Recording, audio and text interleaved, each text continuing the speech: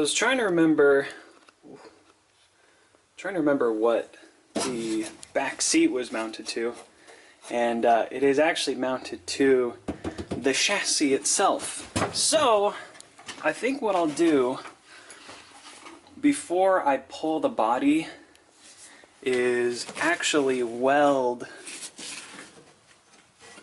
this whole bracket here to the body on both sides, and then just cut it off of the chassis, so that way it will actually serve two purposes of bracing the body laterally, bracing the body across, and then the other will be when I drop it down onto the new chassis, it'll just burp, burp, like that.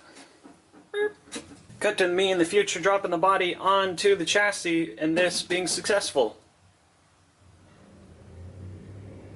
Wasn't that beautiful? It was so beautiful. Yeah, how perfect that was.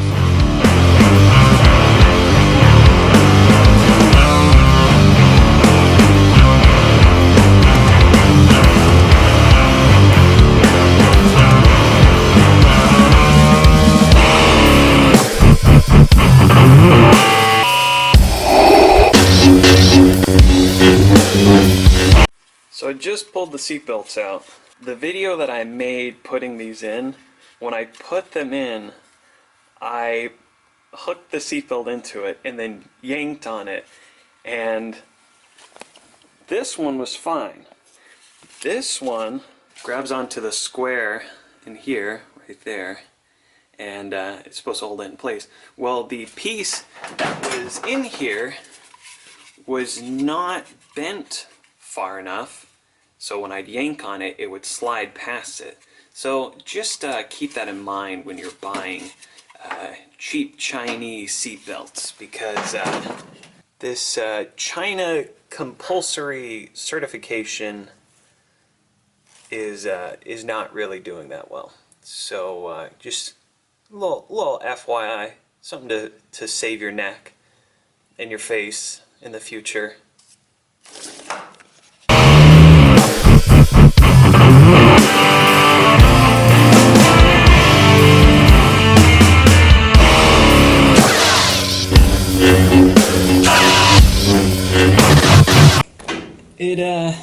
It kind of hurts to pull this all apart and think back to what it took to get this far. But I just keep looking at the light at the end of the tunnel. It is a very long tunnel full of lots of receipts, because I'm gonna have to buy a lot of stuff to get this to where I want it to be. But it kind of hurts a little bit. It kind of does. Let's keep working.